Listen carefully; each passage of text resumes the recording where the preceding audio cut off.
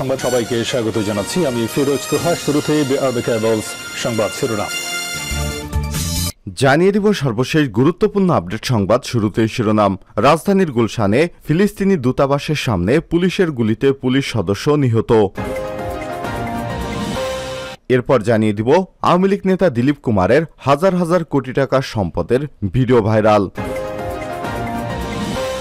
জানিয়ে দিব তারেক রহমান কিভাবে এত টাকা পায় প্রশ্ন নানকের। আওয়ামী লীগের সভাপতিমণ্ডলের সদস্য এবং পাট ও বস্ত্রমন্ত্রী অ্যাডভোকেট জাহাঙ্গীর কবির নানক বলেছেন, বিএনপির দণ্ডপ্রাপ্ত নেতা তারেক রহমান হাজার হাজার কোটি টাকা দেশের বাইরে পাচার করেছে। সেই টাকা দিয়ে সে বিদেশে বসে দেশের বিরুদ্ধে ষড়যন্ত্র করছে। সে কিভাবে এত টাকা পেল তার একটি তদন্ত হওয়া দরকার।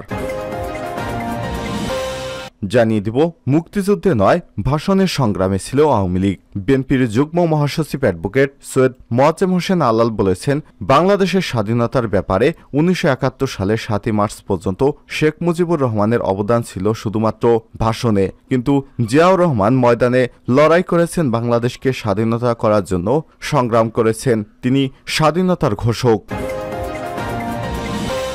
জানিয়ে দিব স্থগিত হওয়া 19 উপজেলায় চলছে ভোট গ্রহণ। ঘূর্ণিঝড় রিমালের কারণে স্থগিত হওয়া দেশের 19টি উপজেলা পরিষদ নির্বাচনের ভোট গ্রহণ শুরু হয়েছে। আর সকাল 8টা থেকে ভোট গ্রহণ শুরু হয়েছে। কোনো বিরতিহীনভাবে এই ভোট গ্রহণ চলবে বিকাল 4টা পর্যন্ত। এবং সর্বশেষ জানিয়ে দিব ইসরায়েলি হামলায় অঙ্গ হারিয়েছে গাজার প্রায় 3000 শিশু।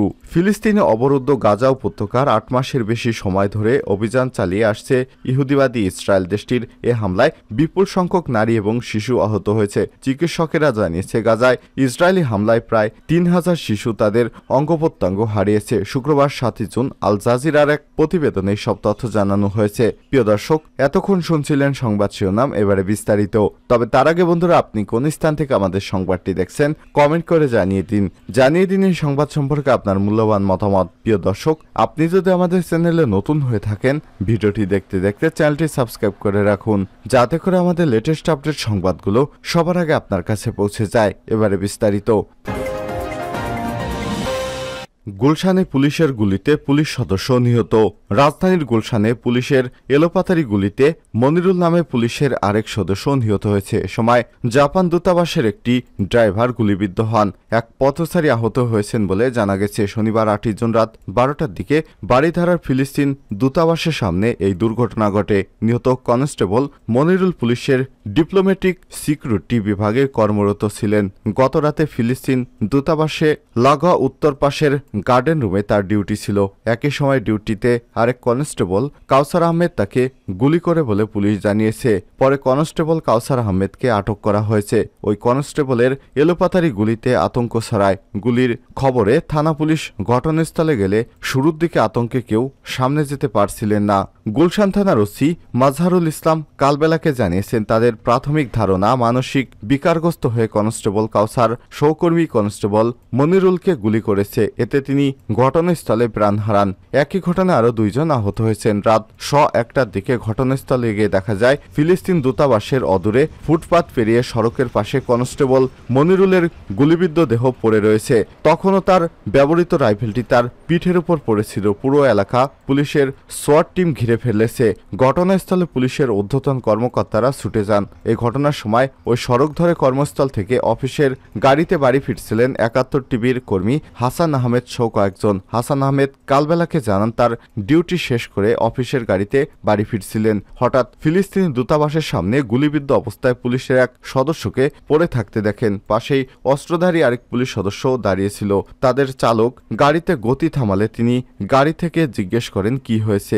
দাঁড়িয়ে থাকা অস্ত্রধারী পুলিশ সদস্য হুঙ্কার দিয়ে তাদের দিকে অস্ত্র তাক করে। তারা দ্রুত ঘটনাস্থল ত্যাগ করে। তিনি জানান, ওই সময় বেশ কয়েক রাউন্ড গুলি ছোড়ার শব্দ শুনতে পান তারা। তখন আশপাশের লোকজন উকিঝুঁকি দিলেও গুলির কারণে কেউ সামনে আসতে সাহস পাচ্ছিলেন না।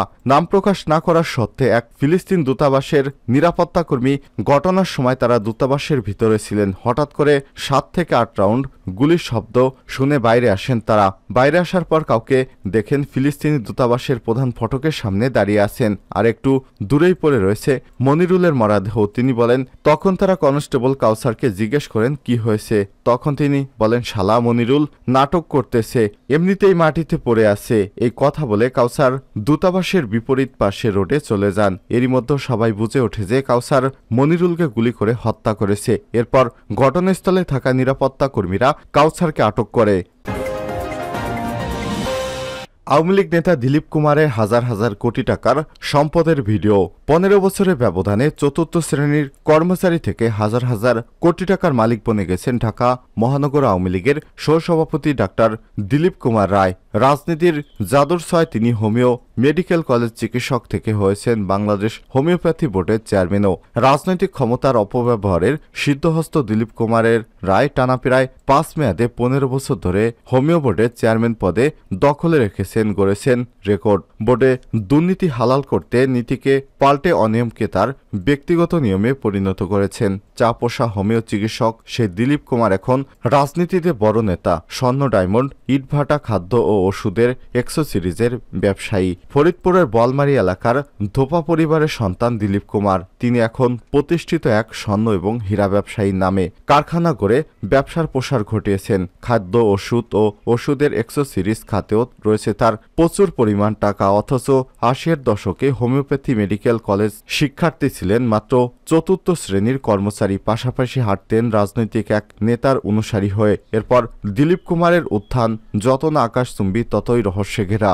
রাজধানীর জয়কালী মন্দির এলাকায় Bangladesh homeopathic medical college and হাসপাতাল হোমিওপ্যাথিতে 3 বছরের ডিপ্লোমা করে ডক্টর বনে যান দিলীপ কুমার। কলেজটিতে নথিভুক্ত হন আউটডোর চিকিৎসক পিডি হিসেবে। কলেজটির তৎকালীন ভিপি, পিজিএস এবং হোমিও খাতের পরিচিত জনেরা বলছেন, 82-তে কেয়ারটেকার হিসেবে কলেজটিতে জয়েন করেন দিলীপ কুমার, 83-তে জয়েন করেন পিডিতে। এরপর একসময় তিনি বনে যান আরএমও। এর কিছুদিন পরেই আবার হয়ে যান হোমিওপ্যাথি বোর্ডের চেয়ারম্যান। হোমিওপ্যাথি সমাজের অনেকেই এ নিয়ে ক্ষুব্ধ। তারা বলছেন তিনি তার রাজনৈতিক পদ পদবি ব্যবহার করেই হোমিওপ্যাথি বোর্ডের চেয়ারম্যান হয়েছেন। সূত্র বলছে, কলেজটিতে ইনডোর চিকিৎসা ব্যবস্থা না থাকলেও রাজনৈতিক প্রভাবেই বনে যান হোমিও জগতের একমাত্র আবাসিক চিকিৎসক আরএমও।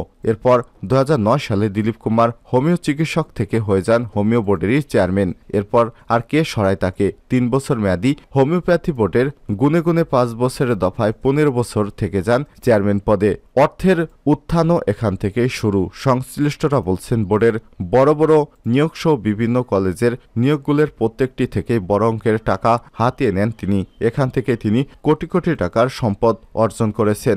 নাম প্রকাশে অনিচ্ছুক ফরিদপুরের বলমারী এলাকার একাধিক স্থানীয়রা জানায়, দিলীপের বাবা ছিলেন ধোপা, ওনার দাদাও ছিলেন ধোপা। অথচ এখন থেকে তারা শুনছেন তার স্বর্ণের দোকান রয়েছে, বড় বড় ব্যবসা রয়েছে, আবার ইটভাটা ও ভারতে 4-5টা বাড়ি করেছেন। স্থানীয়দের প্রশ্ন, দিলীপ এত টাকা পায় কোথায়? সূত্র জানায়, 2009 সালে বোর্ড চেয়ারম্যান হলেই মূলত শূন্য থেকে ফুলে ফেপে বাড়তে থাকে দিলীপের সম্পদ গড়ার ধারাবাহিকতায় রাজধানীর বাইতুল মোকাররমের প্রায় কোটি টাকা মূল্যের 2টি দোকান কিনে প্রতিষ্ঠা করেছেন ব্যয়বহুল বিলাসী ব্যবসা গ্রামীণ জুয়েলার্স। একই মার্কেটে করেছেন অবিশ্বাস্য ডায়মন্ডের বিশাল শোরুম। এছাড়াও বসুন্ধরা সিটি মল ও নিউ মার্কেটেও প্রায় কোটি টাকা মূল্যের 2টি দোকান কিনে গ্রামীণ জুয়েলার্স ও ডায়মন্ড ব্যবসার প্রসার ঘটান তিনি। এসব দোকানের প্রতিটিতেই রয়েছে প্রায় 200 কোটি টাকার বেশি স্বর্ণ এবং ডায়মন্ডের মজুদ। রাজধানীর মাতোয়াইলে দিলীপের রায় প্রথম ব্যবসা হিসেবে প্রতিষ্ঠা করেন গ্রামীণ ফুডের বিশাল কারখানা। পরে মতিঝিল, বাইতুল মোকাররম, সদরঘাট সহ রাজধানীতে অন্তত 4টি দোকান শুরু করেন গ্রামীণ ফুডের শোরুম। চাপোষা হোমিও ডাক্তার থেকে দিলীপ কুমার এখন ইটভাটা ব্যবসায়ী। ফরিদপুর বলমারীতে 87 এলাকায় রয়েছে তার গোল্ডেন ব্রিক্স নামে একটি অটো ব্রিক্স কারখানা এবং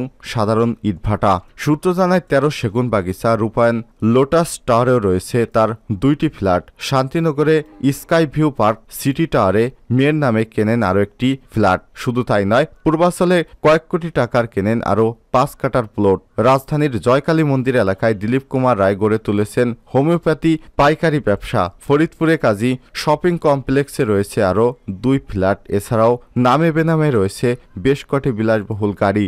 সম্পদ গড়ার ক্ষেত্রে এতই এগিয়ে রয়েছেন দিলীপ কুমার যে আশেপাশে ধারে কাছে কেউ নেই। নিজের নামে বলমারীতে গড়েছেন doctor Dilip Kumar Roy homeo medical college. Board chairman পদে ক্ষমতার অপব্যবহার করে ডাক্তার দিলীপ কুমার তার কলেজের নামে 4 দফায় দিয়েছেন 1 কোটি টাকারও বেশি অনুদান, অথচ সারা দেশেই হোমিও কলেজগুলো অর্থ অভাবে জর্জরিত।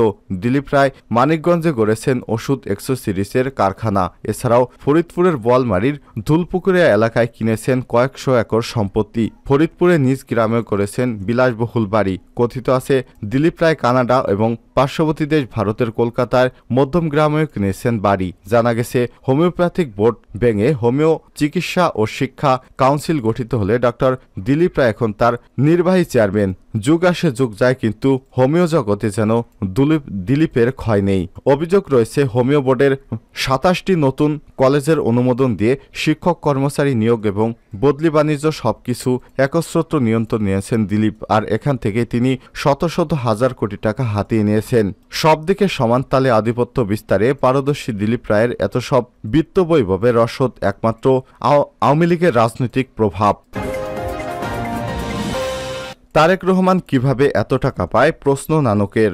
শনিবার 8 জুন বিকেলে ফরিদপুর জেলা আওয়ামী লীগের কর্মী সভায় তিনি সব কথা বলেন। জাহাঙ্গীর কবির নানক বলেন, 1975 সালের 15 আগস্ট বঙ্গবন্ধু দুই কন্যা শেখ হাসিনা শেখ রেহানা দেশের বাইরে থাকার কারণে প্রাণে বেঁচে গিয়েছিলেন। তৎকালীন সময় আমরা বলেছিলাম আন্দোলনের মাধ্যমে বঙ্গবন্ধুর দুই কন্যাকে দেশে ফিরে আনতে হবে, না হলে আওয়ামী লীগ সুসংগঠিত হবে না। তিনি বলেন, মনে রাখতে হবে আওয়ামী লীগ হঠাৎ করে আলাদিনের চেরাগের মতো ক্ষমতায় আসেনি, কিন্তু তারেক রহমান এত টাকা বিদেশে পাচার করেছে। এখন সেই টাকা ব্যবহার করে দেশের দলকে পুনরুজ্জীবিত করছে এবং আওয়ামী লীগের বিরুদ্ধে ঘৃণ ছড়াচ্ছে। তাকে গ্রেপ্তার করতে হবে।